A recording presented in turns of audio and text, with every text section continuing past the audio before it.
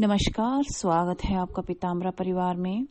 आज हम आप सबके लिए एक बहुत ही महत्वपूर्ण जानकारी लेकर के आए हैं और अगर आपको यह जानकारी अच्छी लगे तो लाइक और शेयर कीजिए।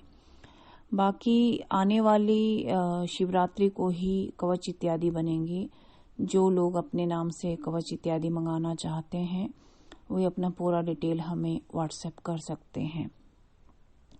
आज हम इस वीडियो के माध्यम से बात करेंगे कि जब हम श्री दुर्गा सप्तशती जी का पाठ करते हैं, आप सभी तो जानते ही हैं कि तंत्र जगत की सबसे महान और स्वयं सिद्ध पुस्तिका यदि कोई है तो वो है दुर्गा सप्तशती।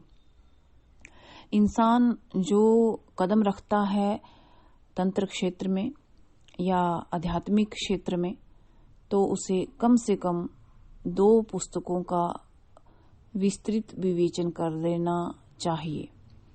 उसे कम से कम 2 ऐसे हमारे महान ग्रंथ हैं जिनका पाठ जरूर करना चाहिए।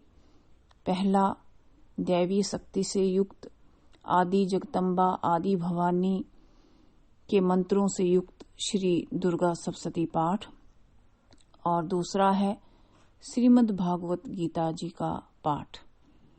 तो आज हम इस वीडियो के माध्यम से इस विषय पर चर्चा करेंगे कि जब हम श्री दुर्गा सप्तशती जी का पाठ करते हैं तो नवार्ण मंत्र जप हमें कौन से स्थान पे करना चाहिए।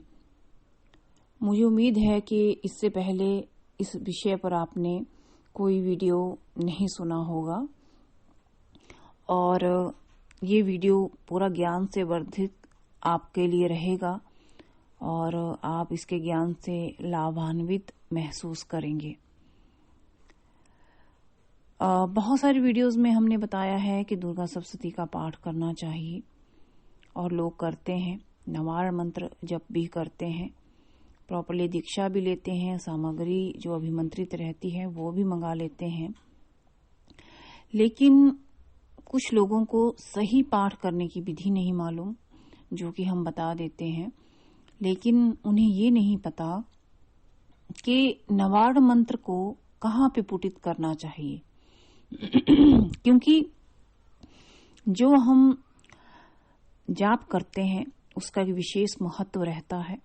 जब आप सप्तशती पाठ करते हैं उसका भी अपना एक विशेष महत्व रहता है। आज बताएंगे कि कहाँ जैसे नवार्ण मंत्र का जप आपको करना चाहिए जब आप दुर्गा सप्तशती का पाठ करते हैं। चिदंबर संहिता में कहा गया है, मध्ये नवार्ण पुटितम कृत्वा स्तोत्रम सदा भयसेत, अर्थात इसका अर्थ है सप्तशती का पाठ बीच में हो और आदि और अंत में नवार्ण जप से उसे संपुटित कर दिया जाए तो अति उत्तम रहे। पूर्ण फल की प्राप्ति होती है, सभी मनोरथ सिद्ध होते हैं। स्वयं डामर तंत्र के बारे में आपने सुना होगा। डामर तंत्र में भी यह बात बहुत अधिक स्पष्ट रूप से कह दी गई है। तो हम एक नजर जो डामर तंत्र है उस पे डालते हैं। उसमें कहा गया है, सतमोद सतम चांते जपिन मंत्रम नवार्णकम चंडीम सप्तशतीम मध्ये संपुटो यमुदाहत, अर्थात इसमें कहा गया है आदि और अंत में 100 बार नवार्ण मंत्र का जप करें और मध्य में सप्तशती दुर्गा का पाठ करें। यह संपुट कहा गया है। मतलब जब आप सप्तशती पाठ करना प्रारंभ करें उससे पहले आपको नवार्ण मंत्र की एक माला, और जब आपका पाठ पूर्ण हो जाए तो उसके बाद भी आपको नवार्ण मंत्र की एक माला करनी चाहिए। मतलब आदि और अंत में 100 बार यानी कि एक माला आपको नवार्ण मंत्र की जप करनी चाहिए। इससे दुर्गा सप्तशती पाठ का संपूर्ण फल आप सभी लोगों को प्राप्त होगा।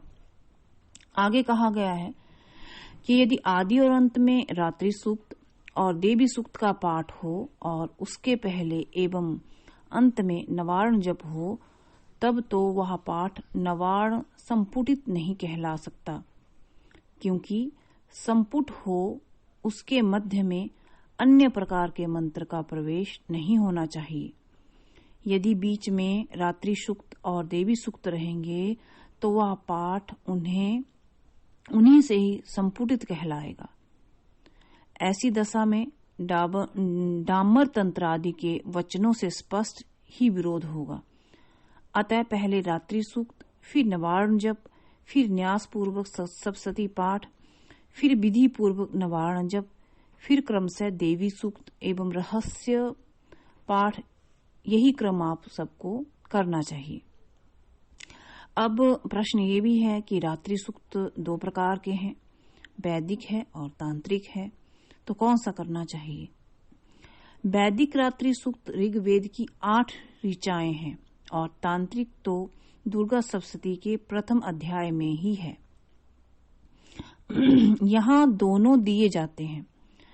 रात्रि देवता के प्रतिपादक सूक्त को रात्रि सूक्त कहते हैं और रात्रि देवी को 2 प्रकार का माना जाता है, या रात्रि देवी को 2 प्रकार की माना जाता है। एक है जीव रात्रि और दूसरी है ईश्वर रात्रि। जीव रात्रि वही है जिसमें प्रतिदिन जगत के साधारण जीवों का व्यवहार लुप्त होता है। दूसरी है ईश्वर रात्रि, वह है जिसमें ईश्वर के जगत द्रुप व्यवहार का लोप होता है। उसी को काल रात्रि या महाप्रलय रात्रि कहते हैं। उसमें केवल ब्रह्मा और उनकी माया शक्ति, जिसे अव्यक्त प्रकृति कहते हैं, शेष रहती है, जिसे अधिष्ठात्री देवी भुवनेश्वरी भी कहा जाता है। रात्रि सूक्त से ही उनका सत्वन होता है। तो ये मैंने आपको एक विशेष जानकारी इस वीडियो के माध्यम से दी। थोड़ा सा गले में भी प्रॉब्लम है मेरे, लेकिन बहुत अच्छा ये ज्ञान मुझे कहीं से प्राप्त हुआ।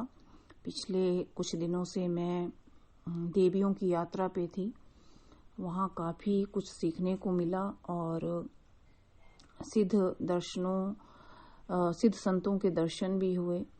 उनके दर्शनों से हम कृतार्थ हुए।